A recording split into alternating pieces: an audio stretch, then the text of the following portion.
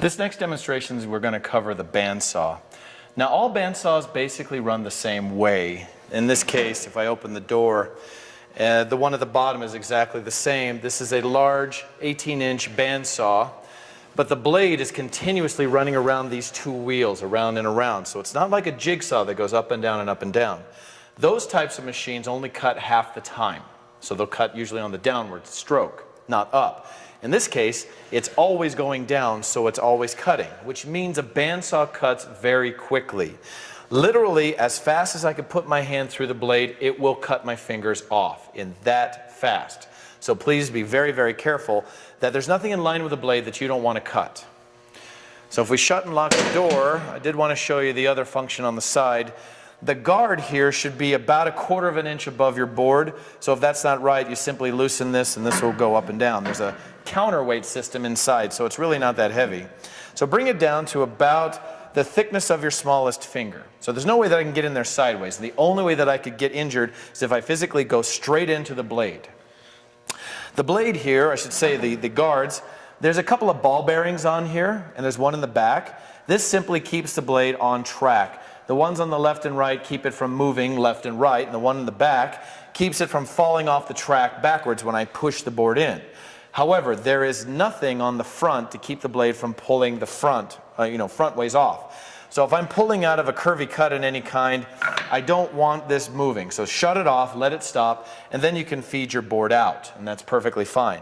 If it's a straight cut like this will be, you're probably okay to pull it out while it's running. Just know your limits. Know when you have to shut it off. Now, some other things about the bandsaw. It has a wide table, which is really nice. It even has a fence here on the side that I can set up so that you can cut straight, though I admit we rarely use it. But all bandsaws are the same in that you have to line up your cut exactly with the blade. I have had students that instead of going straight, they'll line it up crooked. They're going to be cutting this way, but they think it'll go right. The problem with that is once they get in a little ways, they realize their mistake and they twist the board a little bit to get it straight. And all of a sudden you're putting pressure on that blade. The blade is twisting because you've grabbed it and now you're turning it, and you tend to break it. Now if there are any accidents, and they are very rare, say a broken blade. I have seen a blade snap inside and the end come down and hit the table and kind of shoot off to the side. So if you hear any problem, anything, you'll hear a loud bang. I mean, it'll be easy to know if you broke the blade. Let go and back away. I don't want anything, your hands here especially, that can cut into you. So you are out of the way. I'd rather your board get chewed up than your hands. Turn it off as soon as you can see that there's no immediate danger, and then hit the brake on this one has a brake, and then shut the blade off. Now this machine takes a long time to shut down. Let me demonstrate. If I turn it on, now it's going. I turn it off. We'll sit here probably for about 90 seconds before this thing stops. Within that time, you hit the brake. There we go. Within that 90 seconds it takes for this to stop, it will still cut. It'll do a good job cutting as well. So that's one of the reasons that I have this way down, is so you don't accidentally get your hand in there. But we want to hit the brake if somebody is walking up behind you to shut it down. Now if there's nobody else needing it, then go ahead and just let it slow down on its own, that's fine. But with all the other machines in the shop, sometimes it's hard to hear if the bandsaw is running. I just don't want anyone getting their hand in there to raise or lower while that is moving. That's when a dangerous accident could happen.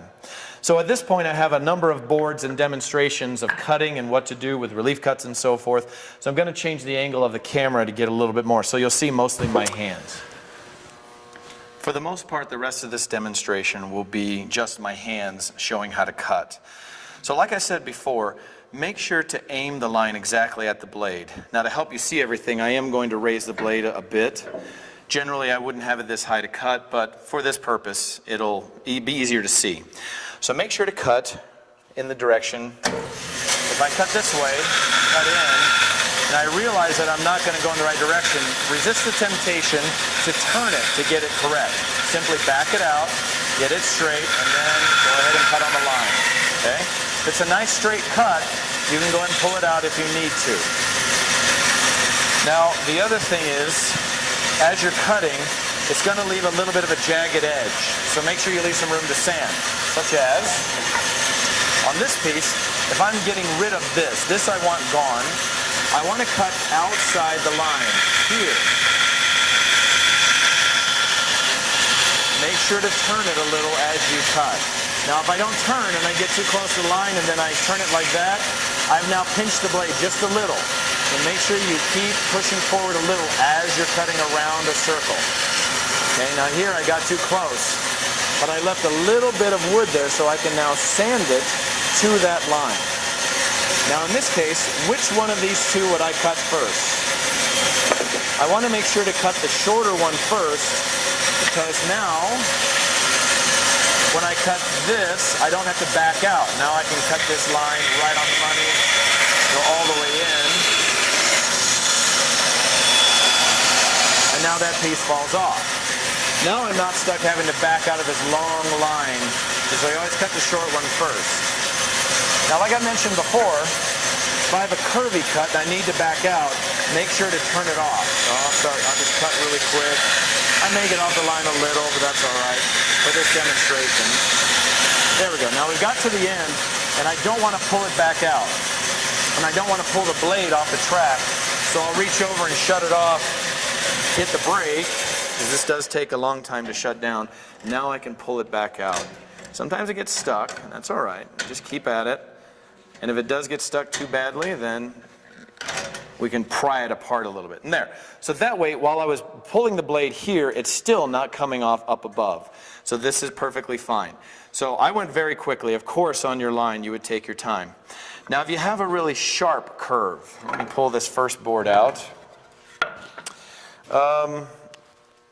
Let's say I need to cut a curve, really sharp. I can't get around this curve in one cut. It's a bit too sharp. So I'll simply make what's called a relief cut. In, out. I'll get close to the line, but not right on it. All right, and now when I cut, now that piece falls off. Then I cut a little bit more, that one falls off, and I can cut a little bit more and so forth until I get to the very end. Those are called relief cuts. So I can't quite make that, so I simply flip it around and finish it up that way. Now you can go back and clean it up as needed to get rid of the extra. The last thing I wanted to mention is if I needed to make a 90-degree cut right here, this is coming out, and without backing out, how do I do it? Well, you cut on the line all the way in to the next line. I can't turn it. I'll break the blade if I try to just twist. So I pull it out and round cut that off. Now that piece falls out, and then I go back and back cut the rest. There, done. For little scraps like that, if you want to use your board to push them away, that's fine. Try not to reach in like I just did to reach into those. This is just for a demonstration. So when you're done, turn off the machine, hit the brake and slow it way down, and you're done. So as a recap, cut into the line, back out, round cut the piece off, and then back cut the rest. So it's 3 steps. So for the test, you'll understand. For the other cuts, make sure that you turn it off to back out of a nice, wavy cut like this so you don't pull the blade off, which is very easy to do with something like that. With this one, always cut the short cut first, then the longest one second, depending on what you're doing. That way you're not pulling back out of a long cut. And the last one, make sure to leave a little bit of wood away from your pencil line so that you have room to sand. If I cut right on the line, there's no room to sand down to the line. It's already going to be smaller than what I wanted in the first place. So the bandsaw is a really nice machine to use. It's easy to do. You just have to guide it through, and that's all. The worst accidents that occur happen because people are pushing too fast. They're here and they just push too fast and their thumb is sticking out and they go right into the blade. I've seen it over and over and over again.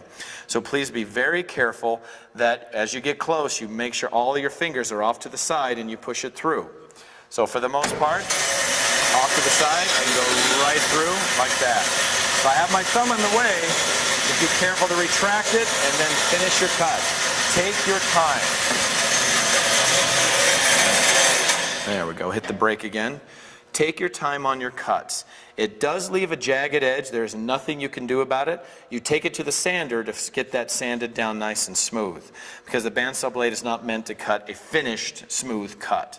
So this is the bandsaw. Set it up well and make sure you know your cut before you start cutting on the machine so that you get a nice cut every single time.